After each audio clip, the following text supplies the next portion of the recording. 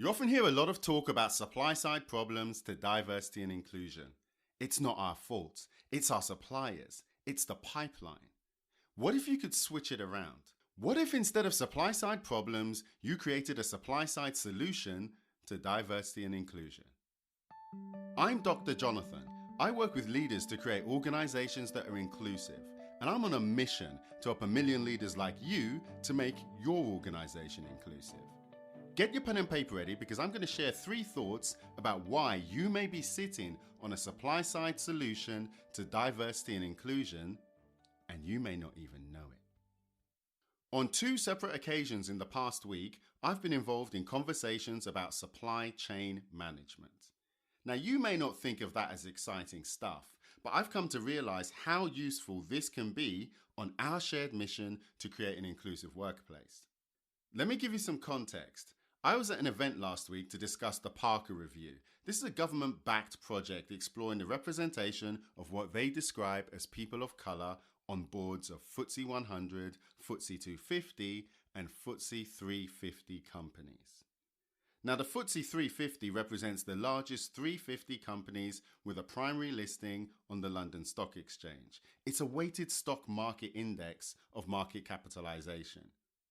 In simple terms, it's generally considered to be the most influential, the largest, the most important traded companies in the country. So ethnic diversity on their boards is of interest.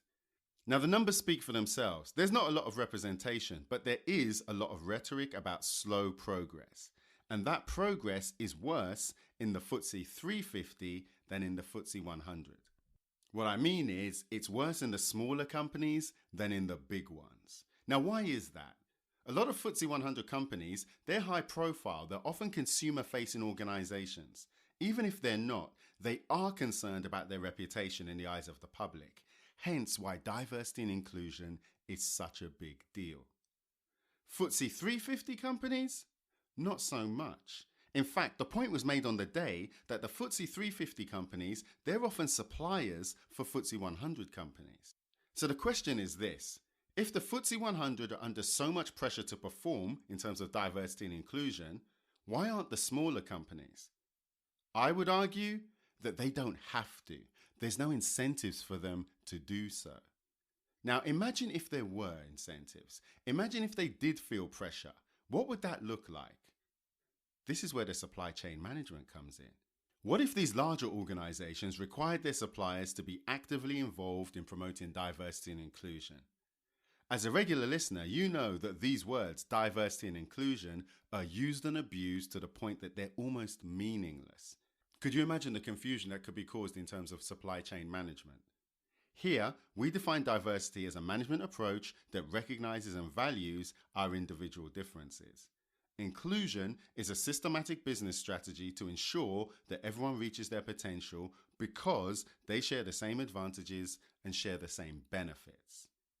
Suppose an organization took those meanings and had a clear idea about what this meant to them, and then required their suppliers to meet these standards as part of their procurement procedures. Let's not worry about the details of how they would do it, but what would that do?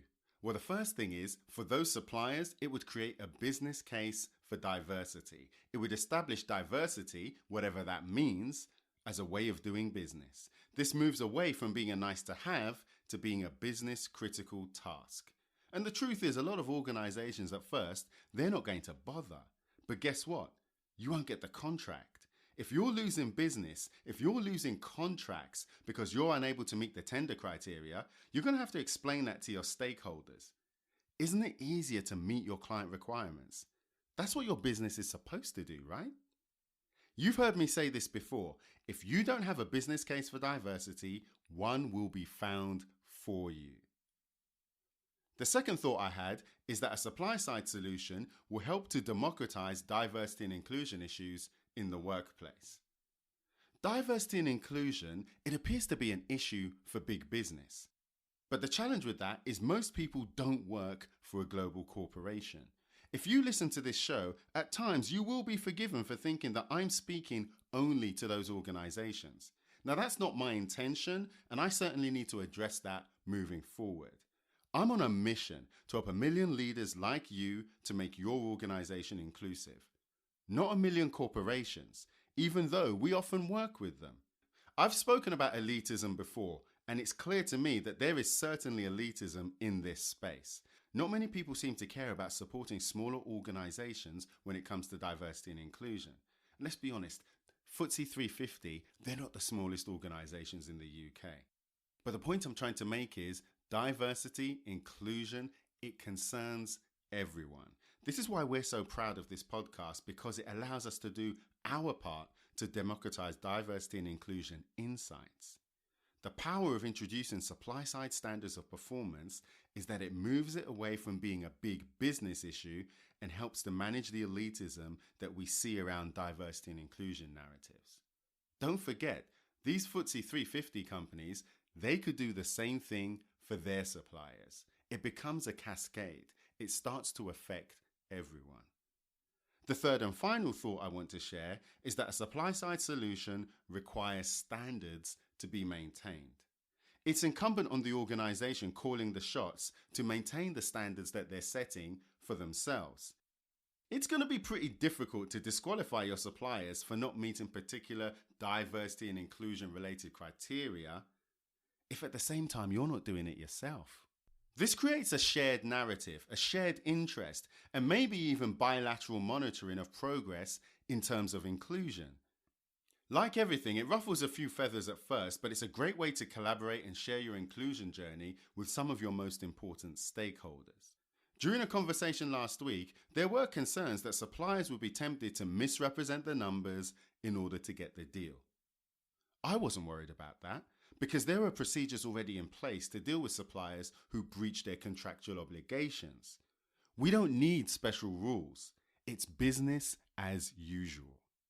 So let's wrap this up. What are the key messages here?